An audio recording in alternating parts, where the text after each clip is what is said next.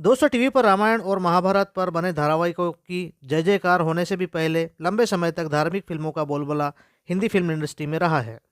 लेकिन जैसी कामयाबी फिल्म जय संतोषी मां ने हिंदी सिनेमा में पाई, वैसी न इससे पहले किसी फिल्म को बॉक्स ऑफिस पर मिली और न ही इसके बाद।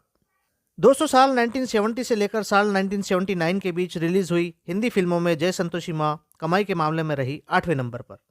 और जिस साल यह रिलीज हुई उस साल 1975 की बात करें तो यह रही थी दूसरे नंबर पर।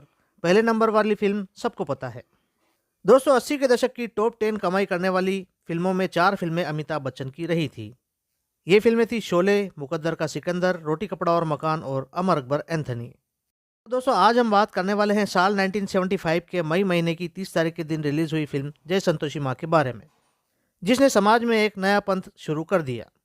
नमस्कार दोस्तों, एक बार फिर से स्वागत है आपका आपके अपने चैनल बॉलीवुड अनबॉक्सिंग में। दोस्तों अगर आप हमारे चैनल बॉलीवुड अनबॉक्सिंग पर नए हैं तो इसे सब्सक्राइब जरूर कर लें, क्योंकि हम फिल्मों से जुड़ी अंदर की बातें आपके लिए लाते रहते हैं। दोस्तों कम ही लोगों को पता होगा कि यह फिल्म एक शापित फिल्म साबित हुई थी।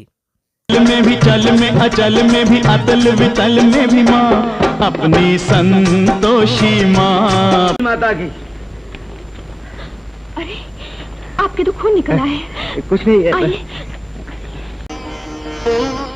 क्या सोच रही हो? यही बाती ने दीपक के साथ मिलकर पहली बार कब जोत जलाई। जब विधाता ने पहली बार इस धरती पर प्रेम को जन्म दिया और उसी समय हम दोनों ने भी जन्म लिया। इस फिल्म के बारे में विस्तार से जानने से पहले जानते हैं कि इस फिल्म के मुख्य और सहायक कलाकार कौन कौन थे। इस फिल्म में अभिनय किया था अनीता गुहा, आशीष कुमार, कानन कौशल, भारत भूषण, त्रिलोक कपूर, बीएम व्यास, राजन हक्सर, लीला मिश्रा, महिपाल और मूलचंद ने। इस फिल्म को प्रोड्यूस किया था सतराम रोहरा ने। सतराम रोहरा इससे पहले रोकी मेरा नाम और इसके बाद घर की लाज और नवाब साहब जैसी फिल्में बना चुके हैं। इस फिल्म के डायरेक्टर थे विजय शर्मा। दोस्तों इस फिल्म के लीड हीरो आशीष कुमार ने कई हिंदी और बंगाली फिल्मों में अभिनय किया था। वे अपनी कुछ फिल्मों में सराहनीय काम के लिए जाने जाते हैं, जैसे फिल्म जय संतोषी मां, साल 1977 वाली फिल्म जय द्वारकाधीश और साल 1979 वाली फिल्म राजा हरिश्चंद्र। उन्होंने कई माइथोलॉजिकल फिल्मों में भगवान शिव और भगवान विष्णु की भूमिकाएं भी निभाई थी। दोस्तों संतोषी मां के मंदिर इस फिल्म के बनने से पहले पूरे देश में गिने चुने ही थे, लेकिन इस फिल्म की कामयाबी ने कई लोगों को संतोषी माता के नाम पर तरह तरह के बिजनेस खोलने के मौके दे दिए। दोस्तों आइए जानते हैं कि किस तरह इस फिल्म से जुड़े लोगों का जीवन बहुत ही परेशानियों में बीता। जिन जिन लोगों ने संतोषी माता के नाम पर दूसरों से कपट करने की कोशिश की, सबको ऊपर वाले की लाठी का सामना करना पड़ा, जिसमें आवाज़ नहीं होती। फिल्म बनाने वाले सतराम रोहरा के तो आखिरी दिन बहुत ही कंगाली में बीते। दोस्तों फिल्म जय संतोषी मां की कामयाबी भी बस एक ऊपर वाले का करिश्मा ही समझो। ये उन दिनों की बात है जब बम्बई, दादर के आगे बांद्रा और जुहू तक मुश्किल से ही फैला हुआ था। मुंबई के अंधेरी तक तो लोग आने में 10 बार सोचा करते थे। लेकिन एक दिन लोगों ने देखा कि बैलगाड़ियों की लाइनें वसई, विरार और कल्याण व ठाणे की तरफ से आती हुई नजर आ रही है। पता चला कि कोई फिल्म लगी है, शहर में नाम है जय संतोषी मां। दोस्तों यह बात पता चली लोगों को फिल्म की रिलीज के ठीक 3 दिन बाद, यानी कि सोमवार को। रविवार को सारे मिल मजदूर फ्री होकर फिल्म देखने गए और सोमवार तक इतनी माउथ पब्लिसिटी हुई कि सोमवार से ही दूर दराज से लोग फिल्म देखने के लिए आने लगे। महीनों तक जहां जहां यह फिल्म लगी वहां मेला लगा रहा। जिन थिएटर्स में यह फिल्म लगी उन थिएटर्स के सफाई कर्मचारी तक शो के दौरान उछाले गए सिक्के बीन बीन कर मालदार हो गए। दोस्तों इस फिल्म में संतोषी मां बनी अभिनेत्री अनीता गुहा को भी पता नहीं था कि इस नाम की कोई देवी पुराणों में है भी या नहीं। लेकिन उनके इस रोल को करने के बाद बांद्रा में उनके फ्लैट के बाहर किसी जमाने में लोगों का हुजूम उमड़ जाता था। लोग सुबह से उनके दर्शन करने के लिए उनके फ्लैट के सामने खड़े हो जाया करते थे। वे घर से निकलती तो लोग अपने बच्चों को उनकी गोद में डाल दिया करते थे, ताकि उनके बच्चों को संतोषी मां का आशीर्वाद मिल जाए। लोगों का विश्वास था कि संतोषी मां का स्पर्श हो जाने के बाद उनके बच्चों पर कोई आपदा नहीं आएगी। दोस्तों फिल्म संतोषी मां के अलावा फिल्म में लीड कपल थे हीरो आशीष कुमार और अभिनेत्री कानन कौशल। दरअसल इस फिल्म के लीड हीरो आशीष कुमार के बच्चे नहीं थे। उनकी पत्नी ने संतोषी मां के 16 शुक्रवार व्रत रखने शुरू किए थे और व्रत के बीच ही आशीष की पत्नी प्रेग्नेंट हो गई थी। तो बाकी बचे व्रत के दिन आशीष ने ही अपनी पत्नी को शुक्रवार पर व्रत कथा सुनाई थी। अपने घर बिटिया पैदा होने के बाद आशीष ने ही ये आइडिया सतराम रोहरा और उनके गुरु और फाइनेंसर सरस्वती गंगाराम को सुनाया था। दोस्तों सरस्वती गंगाराम ने ही फिल्म शुरू करने के लिए 50,000 रुपये दिए थे, लेकिन बजट बढ़ गया तो फिल्म पूरी होते होते उस समय famous film distributor Kedarnath Agarwal ने फिल्म के अधिकार 11 लाख रुपए एडवांस देकर खरीद लिए थे। फिल्म कुल 12 लाख रुपए में बनी थी और इसने आज तक की डेट में कमाए हैं 25 करोड़ रुपए। दोस्तों, ये अलग बात है कि फिल्म के हिंदी सिनेमा के इतिहास की सबसे बड़ी ब्लॉकबस्टर बनने के बाद भी न इसके वितरक के हाथ कुछ लगा और न ही इसके निर्माता के हाथ। यहाँ तक कि फिल्म के निर्माता सतराम रोहरा ने खुद को दिवालिया घोषित कर दिया था। दोस्तों, जब तक फिल्म थिएटर्स में लगी रही तब तक खूब धूमधाम से चली। गाँव से आने वाले लोग चप्पल उतारकर सिनेमाघर में एंट्री मारते थे। अपने साथ वे फूल की माला लेकर आया करते थे और फिल्म शुरू होते ही जब दूसरे ही सीन में संतोषी माँ की आरती होती थी तो सब अपनी अपनी थाली में दीपक जलाकर आरती करना शुरू कर देते थे। फिल्म खत्म होने के बाद बकायदा थिएटर्स के बाहर प्रसाद वितरण का कार्य किया जाता और पास में लंबी कतार दिखती संतोषी माँ की फ्रेम की हुई फोटो के साथ शुक्रवार की व्रत कथा बेचने वाले दुकानदारों की।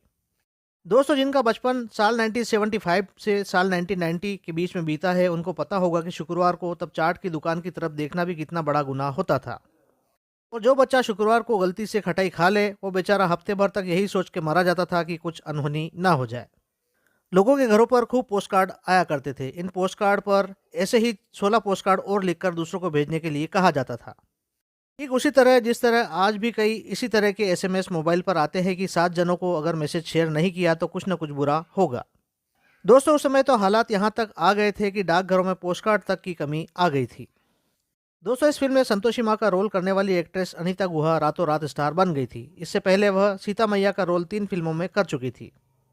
फिल्म आराधना में राजेश खन्ना की माँ का रोल भी वे कर चुकी थी और इसके बाद वे बनी माँ संतोषी। इस पूरी फिल्म में जब तक उन्होंने शूटिंग की हमेशा व्रत रखकर काम किया, क्योंकि फिल्म की पहले दिन की शूटिंग काफ़ी अफरा तफरी में हुई। सभी एक्टर्स सुबह से मेकअप करके बैठे हुए थे लेकिन शूटिंग लेट स्टार्ट हुई। इसी चक्कर में पहले ब्रेकफास्ट और फिर लंच मिस हो गया। शाम को जब भूख का एहसास हुआ तो फिल्म के डायरेक्टर विजय शर्मा ने कुछ खाने को कहा तो अनीता गुहा को लगा कि अगर खाने लगी तो चेहरे का मेकअप फिर से कराना पड़ेगा।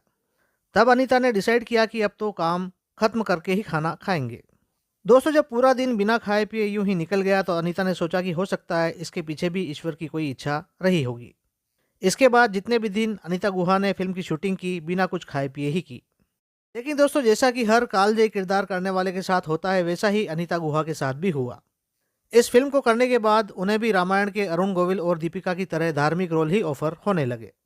यह सब इसके बाद की वह फिल्म संतोषी माँ से पहले राजेंद्र कुमार की फिल्म गूंज उठी शहनाई में फिल्म फेयर का बेस्ट सपोर्टिंग एक्ट्रेस का नॉमिनेशन भी जीत चुकी थी। दोस्तों, यह फिल्म जय संतोषी माँ चली तो बस भगवान के चमत्कार से ही। फिल्म की कहानी काफ़ी अच्छी लिखी गई थी। गांव के लोगों की कहानी और उस समय के सामाजिक हालातों से जूझ रहे आम आदमी को संतोष देने वाली कहानी। गरीब यही सोचकर खुश हो लेता था कि कोई ऐसी देवी भी है जो केवल गुड़ और चना में खुश हो जाती है।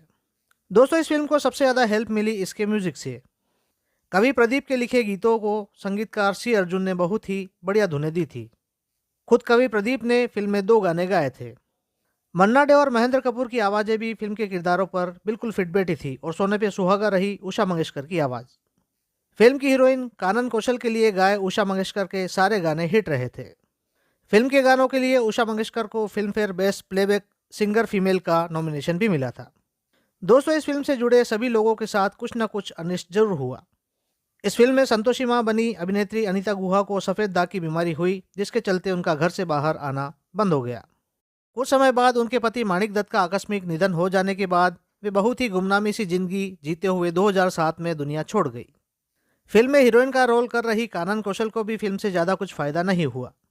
उन्होंने अपने करियर में 60 हिंदी और 16 गुजराती फिल्में की लेकिन उनकी अपनी कोई पहचान नहीं बन सकी। फिल्म के निर्माता सतराम रोहरा दिवालिया होने के बाद बहुत ही मुसीबत में रहे।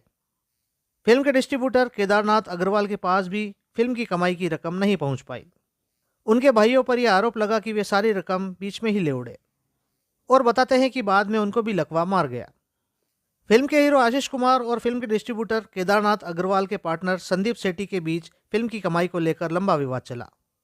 अभिनेता आशीष कुमार को फिल्म के लिए मेहनताना उतना ही मिलना था जितना कि फिल्म चलनी थी, लेकिन फिल्म ब्लॉकबस्टर होने के बाद भी आशीष कुमार को उतनी रकम नहीं मिल पाई।